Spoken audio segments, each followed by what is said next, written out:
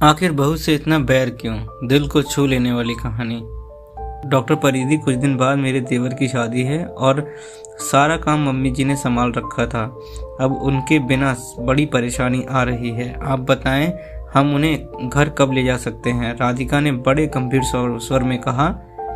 Doctor परिधि reports को हाथ में लेकर उनका मुआयना करते हुए बोली, हाँ, उनकी हालत में काफ़ी सुधार है, मगर पैर पर चढ़ा प्लास्टर अभी 1 महीने और लगा रहेगा।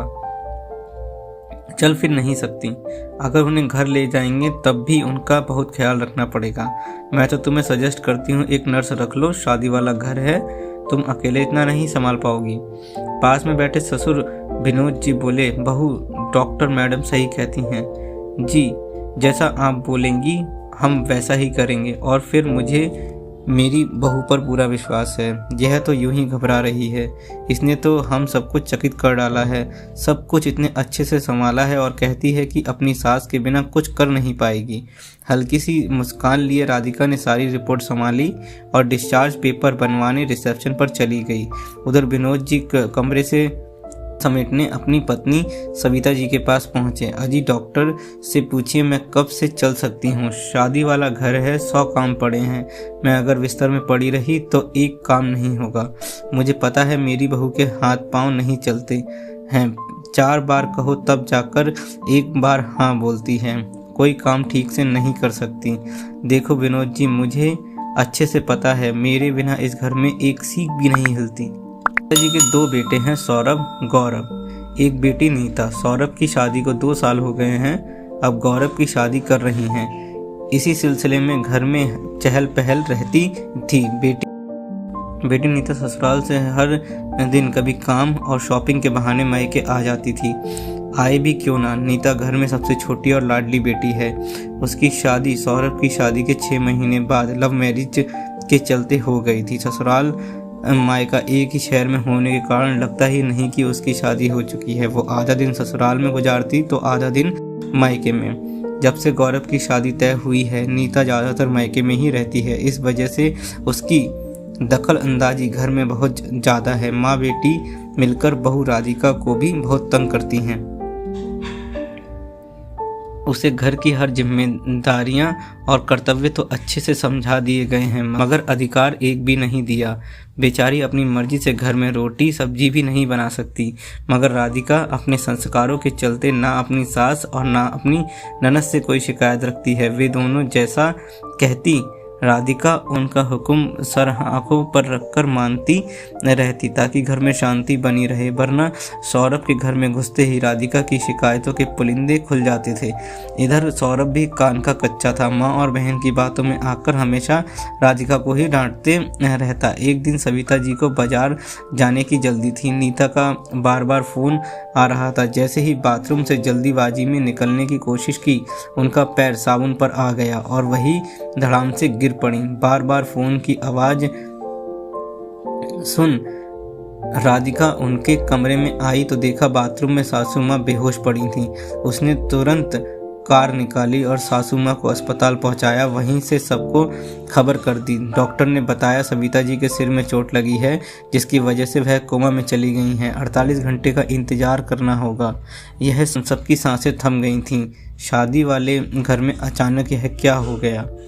नीता ने जब सुना कि मामला गंभीर है तो साफ साफ अपने पिता को बोला, रात में मैं यहाँ रुक नहीं पाऊंगी। मेरी सास की तबीयत भी ठीक नहीं है। बोल जल्दी ही चली गई। उसके बाद दोबारा अस्पताल नहीं आई। बस कभी भाई को फ़ोन कर पूछ लेती थी कि माँ की तबीयत कैसी है। जब सौरभ और गौरव ने पूछा, तुम अस्पताल मम्मी से मिलने क्यों नहीं आ रही हो, तो बोली, अचानक ही रितेश का हैदराबाद टूर बन गया। मैंने सोचा अब मम्मी के पास कोई काम तो है नहीं, तो मैं क्यों ना हैदराबाद हो आऊँ। सौरभ और गौरव दोनों एक दूसरे से बोले, हद होती है। यहाँ माँ जिंदगी और मौत से लड़ रही है और इसे अपनी पड़ी है। पूरे 5 दिन बाद अचानक सविता जी को होश आ गया, मगर सिर और पैर में चोटें ज़्यादा थीं, इसलिए उन्हें कुछ दिन अस्पताल में और रुकना पड़ा। बोल नहीं पा रही थी, मगर उनकी आंखें अपनी बेटी नीता को ही ढूंढ रही थी। राधिका बहू ने हाथ फेरते हुए पूछा, माँ जी कुछ चाहिए? तो जोर से उसका हाथ झटक दिया। मतलब तबीयत खराब होने पर भी राधिका से बैर ही था। यह देख विनोद जी बोले, चुप जाओ सविता, अपने आप को तुर्रम खान समझती हो। तुम्हें पता है 10 दिन से तुम अस्पताल में भर्ती हो। तुम्हारे पीछे घर का काम किसने किया? मुझे सब पता है। मेरी बेटी मेरी लाठी है। अच्छे से घर अस्पताल सब संभाला होगा। सविता बड़े घमंड से बोली। तभी राधिका बोली, पापा जी आप कमरे से बाहर चलिए, मैं मम्मी का स्पंज करके आती हूँ। उन्हें ज़्यादा बोलने की मनाही है, आप उन्हें परेशान मत कीजिए। राधिका ने अपने ससुर से विनती करते हुए कहा, बेटा मैं तो यहाँ से चला जाऊँगा, मगर मेरी पत्नी को जो अपनी बेटी पर इतना गुरूर है, आज उसको टूट जाने दो, वरना जीवन भर मैं अपने आप को माफ़ नहीं कर पाऊंगा कि किसी की आंखों से लाड़ प्यार का पर्दा नहीं उतार पाया। इतने में सविता जी बोली, क्या बकवास करे जा रहे हैं? जरा नीता को फ़ोन कीजिए, पूछूं तो शॉपिंग ख़त्म हुई कि नहीं। फिर घर में हल्दी भी पिसवानी है, मेहंदी वाली को बुक करना है, देने लेने के गिफ्ट लेने हैं, बुलावे की तैयारी और भी न जाने क्या क्या। देखा बहू, इसको कुछ भी बोलो, कुछ समझ में नहीं आता। मैं इन्हें क्या कह रहा हूँ और ये कौन सा सुन रही हैं। पापा जी मैंने आपसे कहा ना, आप थोड़ी देर बाहर जाइए और मम्मी को तैयार कर लाती हूँ, फिर हम घर पर पहुँचकर आराम से सारी बातें करेंगे। बहू की बात सुन विनोद जी चुप हो गए। बेटा सौरभ बाहर गाड़ी में इंतजार कर रहा था। सभी आराम से घर पहुँच गए। व्हील चेयर से सोफे पर बैठते ही सविता जी फिर चिल्लाने लगी, भाई नहीं दे रही, कहीं गई है क्या?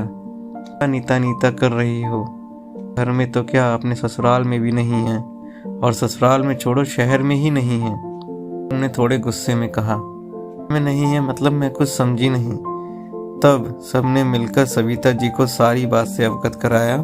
सारी बात सुनकर सविता जी बोली, आप सब समझते नहीं हैं, जरूर उसकी सास की तबीयत खराब होगी और रितेश उसे जबरदस्ती अपने साथ लेकर गया होगा, वरना मेरी बेटी मुझे इस हाल में छोड़कर कभी ना जाती। विनोद जी अपना सिर पीटते हुए बोले, किसी ने सच ही कहा है, प्यार अंधा होता है, मगर इतना अंधा बहरा होता है मुझे पता नहीं था। तुम्हें पता है तुम्हारी बहू ने तुम्हारी जान बचाई, समय पर अस्पताल पहुंचाया। घर और अस्पताल में हम तीनों लोग कितना डर गए थे। उस बच्ची ने सबको हौसला दिया, सब कुछ एक पांव पर संभाला। रसोई के साथ साथ हल्दी मेहंदी शादी की सारी तैयारियां सुचारू रूप से शुरू की, और तो और सुनार के यहाँ से गहने लाकर सीधे मेरे हाथों में दे दिए। कभी उस पर रुपए पैसों के लिए विश्वास नहीं करता था, पर इस बच्ची ने मेरा दिल जीत लिया है और तुम्हारी कही हर बात गलत साबित हुई। इसके काम करने की फुर्ती, ऐसा लगता था साक्षात मेरे सामने दुर्गा जी हैं। इधर अस्पताल का टिफिन, इधर सौरभ गौरव के ऑफिस काम वाले, एक हाथ में मोबाइल। सच में तुम माँ बेटी की कहीं सारी बातें झूठी निकली हैं कि राधिका घर में कोई काम नहीं करती, बल्कि उस बेचारी ने इस मुसीबत के समय में अपने आप को साबित कर दिखाया है।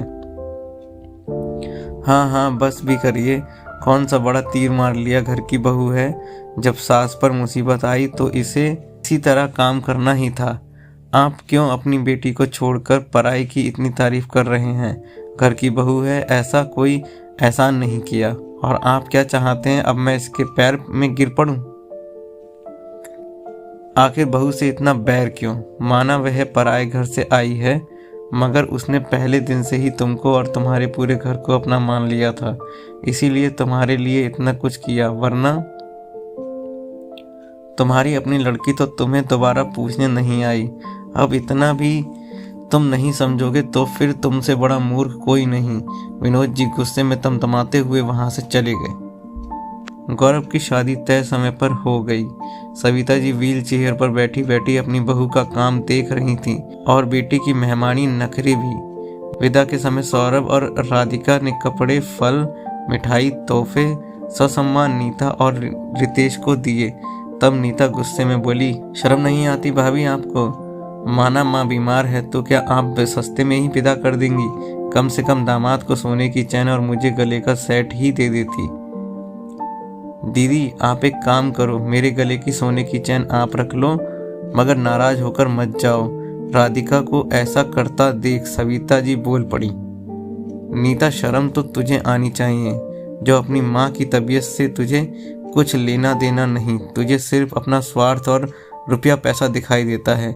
इन लोगों द्वारा इतना कुछ करने पर भी तुझे सोना चांदी चाहिए। सही कह रहे थे तेरे पापा, मुझे इंसान की परख नहीं।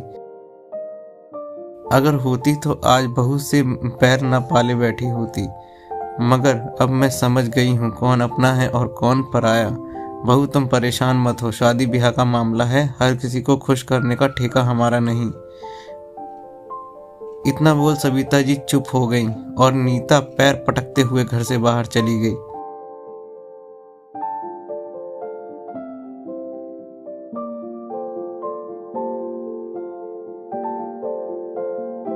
दोस्तों, अगर आपको ये वीडियो पसंद आई हो तो इसे लाइक करें और कमेंट बॉक्स में अपनी राय दें और हमारे चैनल को सब्सक्राइब करें। धन्यवाद।